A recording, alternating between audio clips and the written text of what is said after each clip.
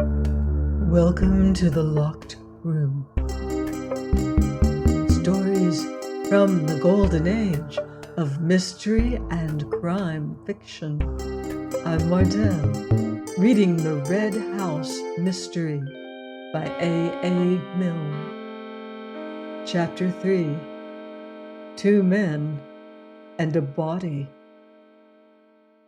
Kaylee looked around suddenly at the voice. "Can I help?" said Antony politely. "Something's happened," said Kaylee. He was breathing quickly. "I heard a shot. It sounded like a shot. I was in the library. A loud bang. I didn't know what it was. And the door's locked." He rattled the handle again and shook it. "Open the door!" he cried. "I say, Mark, what is it? Open the door!" "But he must have locked the door on purpose," said Antony. "So why should he open it just because you ask him to?" Kaylee looked at him in a bewildered way. Then he turned to the door again. "We must break it in," he said, putting his shoulder to it. "Help me." "Isn't there a window?" Kaylee turned to him stupidly. "Window? Window?" "So much easier to break in a window," said Antony with a smile. He looked very cool and collected. As he stood just inside the hall, leaning on his stick and thinking, no doubt, that a great deal of fuss was being made about nothing. But then he had not heard the shot. "Window! Of course! Oh, what an idiot I am!" He pushed past Antony and began running out into the drive. Antony followed him. They ran along the front of the house, down a path to the left, and then to the left again over the grass, Kaylee in front, the other close behind him. Suddenly Kaylee looked over his shoulder and pulled up short. "Here," he said. They had come to the windows of the locked room, French windows which opened onto the lawns at the back of the house. But now they were closed. Antony couldn't help feeling a thrill of excitement as he followed Kaylee's example and put his face close up to the glass. For the first time he wondered if there really had been a revolver shot in this mysterious room. It had all seemed so absurd and melodramatic from the other side of the door, but if there had been one shot, why should there not be 2 more? At the careless fools who were pressing their noses against the panes and asking for it. "My God, can you see it?" said Kaylee in a shaking voice. "Down there. Look!" The next moment, Antony saw it. A man was lying on the floor at the far end of the room, his back towards them. A man, or the body of a man. "Who is it?" said Antony. "I don't know," the other whispered. "Well, we'd better go and see." He considered the windows for a moment. "I should think if you put your weight into it just where they join, they'll give all right. Otherwise, we can kick the glass in." Without saying anything, Kaylee put his weight into it. The window gave, and they went into the room. Kaylee walked quickly to the body and dropped on his knees by it. For the moment he seemed to hesitate.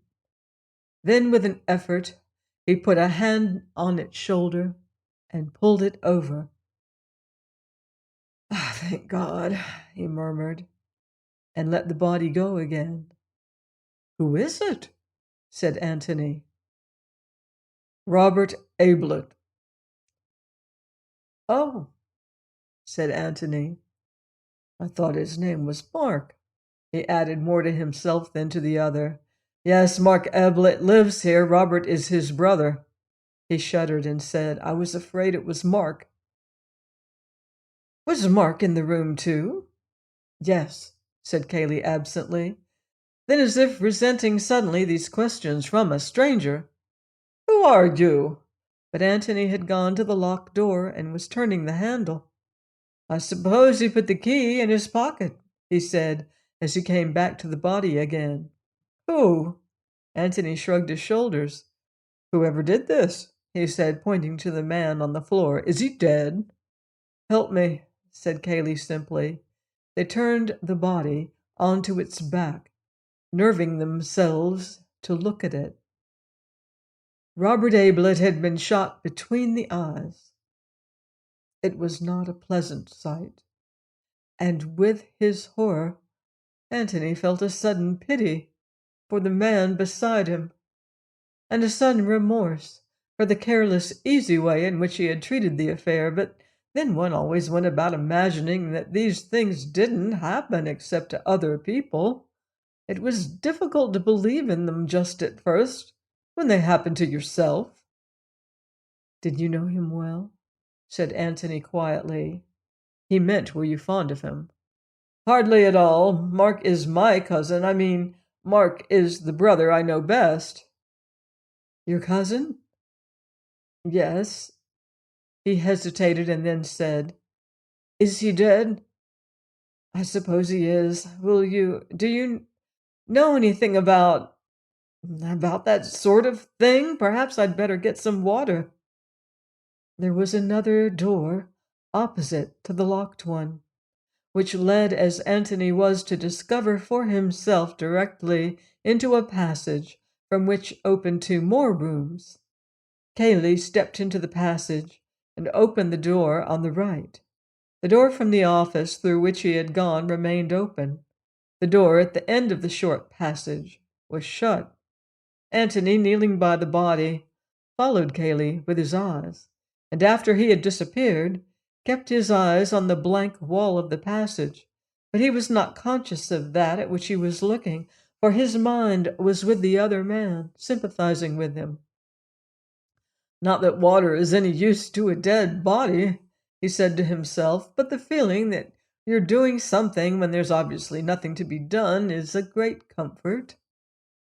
Kaylee came into the room again. He had a sponge in one hand and a handkerchief in the other. He looked at Antony. Antony nodded. Kaylee murmured something and knelt down to bathe the dead man's face. Then he placed the handkerchief over it. A little sigh escaped Antony, a sigh of relief. They stood up and looked at each other. "If I can be of any help to you," said Antony, "please let me." "That's very kind of you. There will be things to do, police, doctors, I don't know, but you mustn't let me trespass on your kindness. Indeed, I should apologize for having trespassed so much already." "I came to see Beverly. He's an old friend of mine." "He's out playing golf. He will be back directly." Then, as if he had only just realized it, "They will all be back directly. I will stay if I can be of any help."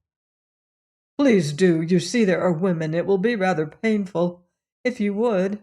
He hesitated and gave Antony a timid little smile. Pathetic in so big and self-reliant a man. "Just your moral support, you know. It would be something." "Of course." Antony smiled back at him and said cheerfully, "Well then, I'll begin by suggesting that you should ring up the police." "The police?" "Yes." He looked doubtfully at the other. "I suppose—" Antony spoke frankly. "Now look here, Mr. Cayley. I'm Mark Ablett's cousin. I live with him. My name's Gillingham. I'm sorry.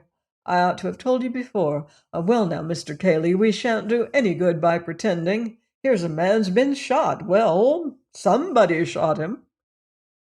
"He might have shot himself," mumbled Cayley. "Yes, he might have, but he didn't. Or if he did, somebody was in the room at the time, and that somebody isn't here now, and that somebody took a revolver away with him. Well, the police will want to say a word about that, won't they?" Cayley was silent, looking on the ground. "Oh, I know what you're thinking, and believe me, I do sympathize with you, but we can't be children about it. If your cousin Mark Ablett was in the room with this," he indicated the body, "this man, then—" "Who said he was?" said Cayley, jerking his head up suddenly at Antony. "You did." "I was in the library. Mark went in. He may have come out again. I know nothing. Somebody else may have gone in." "Yes, yes." said Antony patiently, as if to a little child. "You know your cousin. I don't. Let's agree that he had nothing to do with it. But somebody was in the room when this man was shot, and, well, the police will have to know. Don't you think?" He looked at the telephone. "Or would you rather I did it?" Cayley shrugged his shoulders and went to the telephone. "May I look around a bit?" Antony nodded towards the open door. "Oh, do, yes." He sat down and drew the telephone towards him. "You must make allowances for me, Mr. Gillingham. You see, I've known Mark for a very long time, but of course you're quite right, and I'm merely being stupid." He took off the receiver.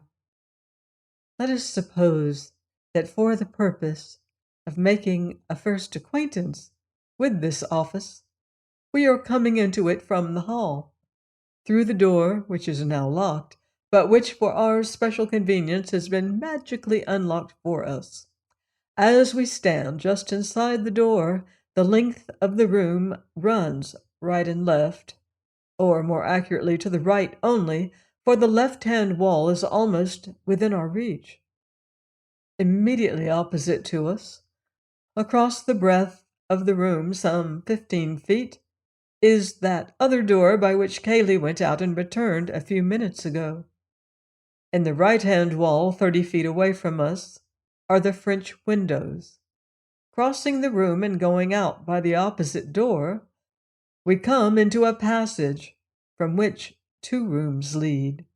The one on the right, into which Mr. Cayley went, is less than half a length of the office, a small square room which has evidently been used some time or other as a bedroom. The bed is no longer there, but there is a basin with hot and cold taps in a corner, chairs, a cupboard or two, and a chest of drawers. The windows face the same way as the French windows in the next room, but anybody looking out of the bedroom window has his view on the immediate right shut off by the outer wall of the office, which projects, by reason of its greater length, 15 feet further into the lawn. The room on the other side of the bedroom is a bathroom. The 3 rooms together, in fact, form a sort of private suite, used perhaps during the occupation of the previous owner by some invalid who could not manage the stairs, but allowed by Mark to fall into disuse, save for the living room. At any rate, he never slept downstairs. Antony glanced at the bathroom, and then wandered into the bedroom, the room into which Cayley had been. The window was open, and he looked out at the well-kept grass beneath him and the peaceful stretch of park beyond, and he felt very sorry for the owner of it all, who was now mixed up in so grim a business. "Cayley thinks he did it," said Antony to himself. "That's obvious. It explains why he wasted so much time banging on the door. Why should he try to break a lock when it's so much easier to break a window? Of course, he might just have lost his head. On the other hand, he might have wanted to give his cousin a chance of getting away. The same about the police and, lots of things. Now, why, for instance, did we run all the way around the house in order to get to the windows? Surely there's a back way out through the hall. I must have a look later on." Antony, it will be observed, had by no means lost his head. There was a step in the passage outside, and he turned round to see Cayley in the doorway. He remained looking at him for a moment, asking himself a question. It was rather a curious question. He was asking himself why the door was open. Well, not exactly why the door was open, that could be explained easily enough, but why had he expected the door to be shut?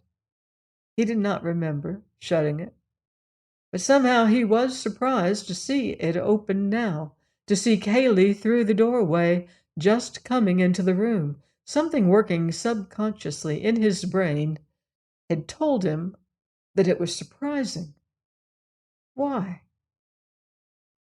He tucked the matter away in a corner of his mind for the moment. The answer would come to him later on. He had a wonderfully retentive mind. Everything which he saw or heard seemed to make its corresponding impression somewhere in his brain, often without his being conscious of it, and these photographic impressions were always there, ready for him when he wished to develop them. Cayley joined him at the window. "I've telephoned," he said. "They're sending an inspector or someone from Middleston, and the local police and a doctor from Stanton." He shrugged his shoulders. "We're in for it now." How far away is Middleston? It was the town for which Antony had taken a ticket that morning. Only 6 hours ago. How absurd it seemed. "About 20 miles. These people will be coming back soon." "Beverly and the others?" "Yes. I expect they'll want to go away at once." "Much better that they should." "Yes." Cayley was silent for a little. Then he said, "You're staying near here?" "I'm at the George in Woodham." "If you're by yourself, I wish you'd put up here. You see," he went on awkwardly, "you'll have to be here for the inquest and so on. If I may offer you my husband's hospitality and his, I mean, if he really has." Antony broke in hastily with his thanks and acceptance. "That's good. Perhaps Beverly will stay on if he's a friend of yours. He's a good fellow." Antony felt quite sure, from what Cayley had said and had hesitated to say, that Mark had been the last to see his brother alive. That didn't follow that Mark Ablett was a murderer. Revolvers go off accidentally, and when they have gone off, people lose their heads and run away, fearing that their story will not be believed. Nevertheless, when people run away, whether innocently or guiltily, one can't help wondering which way they went. "I suppose this way," said Antony aloud, looking out of the window. "Who?" said Cayley stubbornly. "Well, whoever it was," said Antony, smiling to himself. "The murderer, or let us say the man who locked the door after Robert Ablett was killed." "I wonder. Well, how else could he have got away? He didn't go by the windows in the next room because they were shut. Isn't that rather odd? Well, I thought so at first, but—" He pointed to the wall jutting out on the right. "You see, you're protected from the rest of the house if you get out here, and you're quite close to the shrubbery. If you go out at the French windows, I imagine you're much more visible. All that part of the house," he waved his right hand, "west, well, northwest almost, where the kitchen parts are, you see, you're hidden from them here." Oh, yes, he knew the house, whoever it was, and he was quite right to come out of this window. He'd be into the shrubbery at once. Cayley looked at him thoughtfully. "It seems to me, Mr. Gillingham, that you know the house pretty well, considering that this is the first time you've been to it." Antony laughed. "Oh, well, I notice things, you know. I was born noticing, but I'm right, aren't I, about why he went out this way?" "Yes, I think you are." Cayley looked away towards the shrubbery. "Do you want to go noticing in there now?" He nodded at it. "I think we might leave that to the police," said Antony gently. Well, there's no hurry." Cayley gave a little sigh, as if he had been holding his breath for the answer, and could now breathe again. "Thank you, Mr. Gillingham," he said. Join me next time for another exciting chapter of the Red House mystery here on The Locked Room. In the meantime, beware of footsteps in the dark.